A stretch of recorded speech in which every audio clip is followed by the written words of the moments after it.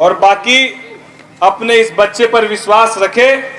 कोई पदाधिकारी हो, कोई अफसर हो, मैं अपने व्यक्तिगत हित के लिए कभी एक टिकट रिजर्वेशन के लिए भी नहीं बोलूंगा और शहर के और हमारे खगड़िया लोकसभा के हित के लिए एक एक विषय पर लड़ाई करने वाला शख्स हूं। आप इस बात के लिए आश्वस्त रहिए।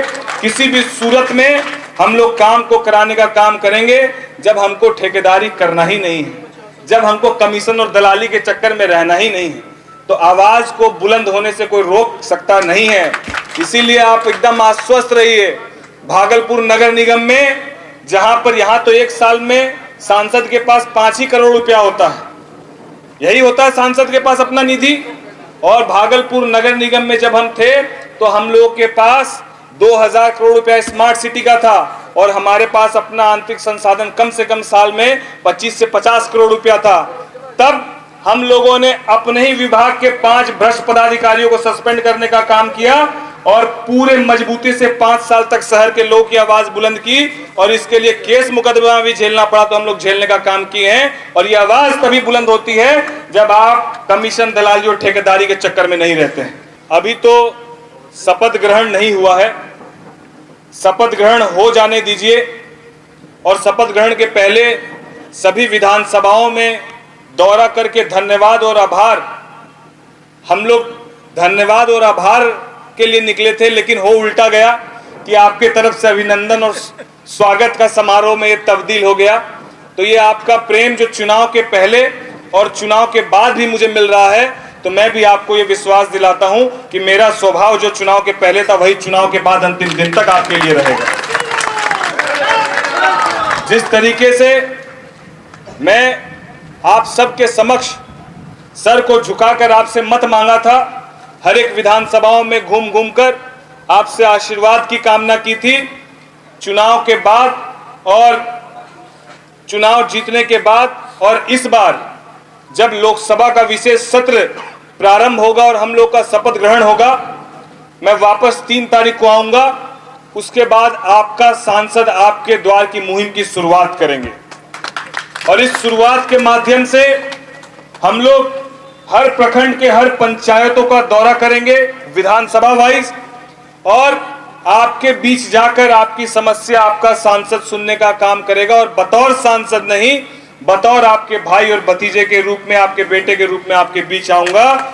मैं ये आपको आश्वस्त करता हूं। मैं आश्वस्त करता हूं कि वहां से आने के बाद सभी 6 विधानसभाओं में हम लोग मुख्य कार्यालय खगड़िया में और बाकी 5 विधानसभाओं में एक कार्यालय और प्रतिनिधि बनाने का हम लोग काम करेंगे, ताकि कितनी भी व्यस्तता हमारी रहे आपकी समस्या कार्यालय तक पहुंचे और कार्यालय से मुझ तक पहुंचे और मैं ये आश्वस्त कर सकूं कि आपकी पहुंची गई समस्या पर सकारात्मक रूप से पहल हुआ है कि नहीं हुआ।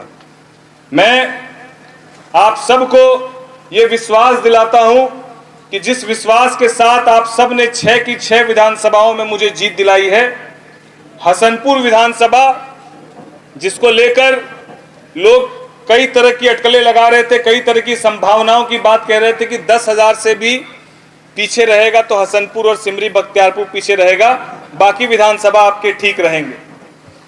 मुझे भी कमोबेश चुनाव के बाद लोगों की बातों को सुनकर लगता था कि हसनपुर, इस बात का विश्वास था कि हसनपुर पीछे नहीं रहेगा, अगर आगे नहीं रहेगा तो पीछे भी नहीं रहेगा, हम लोग बराबर में कम से कम रहेंगे। लेकिन जब मत पेटी खुली और जब ईवीएम की आवाज चली और 20,000 से ज्यादा मत से जिस तरीके से हसनपुर ने मुझे जीत दिलाई, मैं आपका कोटि कोटि वंदन करता हूं। मैं ये प्रयास हमेशा से करता रहा हूं कि राजनीति, क्योंकि मेरे परिवार से कोई राजनीति में नहीं है और मुझे विरासत में सियासत नहीं मिली है, तो मैं ये प्रयास जरूर करता हूं कि जो मुझे ऊपर वाले ने इस कम उम्र में, जिस वक्त मैं डिप्टी मेयर बना उस वक्त भी मैं हिंदुस्तान का सबसे कम उम्र का डिप्टी मेयर था, और आज जब मैं सांसद बना हूं तो मैं सबसे कम उम्र का नहीं हूं सांसद, लेकिन जिस कम उम्र में गैर राजनीतिक परिवार से आने वाले शख्स को खगड़िया लोकसभा की जनता ने मौका दिया है, मैं आपको विश्वास दिलाता हूं मैं राजनीति सकारात्मक सोच के साथ करता हूं, ना जात, ना धर्म, ना मजहब, ना कोई विपक्ष और ना पक्ष, सबको साथ लेकर चलने की भावना के साथ हम राजनीति करते हैं।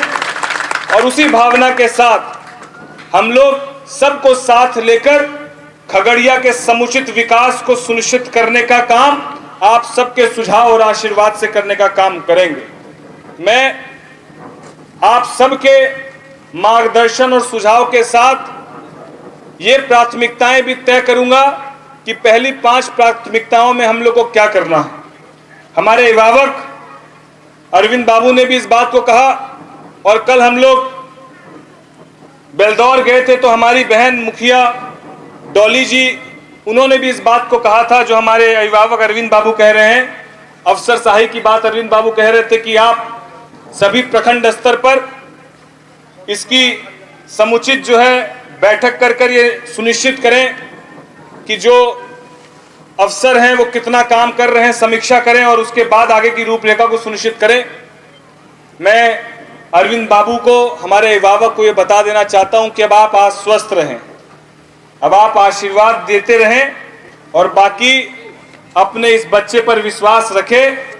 कोई पदाधिकारी हो, कोई अफसर हो, मैं अपने व्यक्तिगत हित के लिए कभी एक टिकट रिजर्वेशन के लिए भी नहीं बोलूंगा और शहर के और हमारे खगड़िया लोकसभा के हित के लिए एक एक विषय पर लड़ाई करने वाला शख्स हूं। आप इस बात के लिए आश्वस्त रहिए।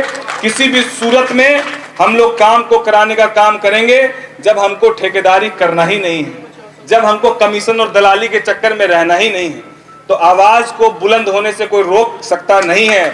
इसीलिए आप एकदम आश्वस्त रहिए। भागलपुर नगर निगम में जहां पर यहां तो एक साल में सांसद के पास 5 ही करोड़ रुपया होता है, यही होता है सांसद के पास अपना निधि।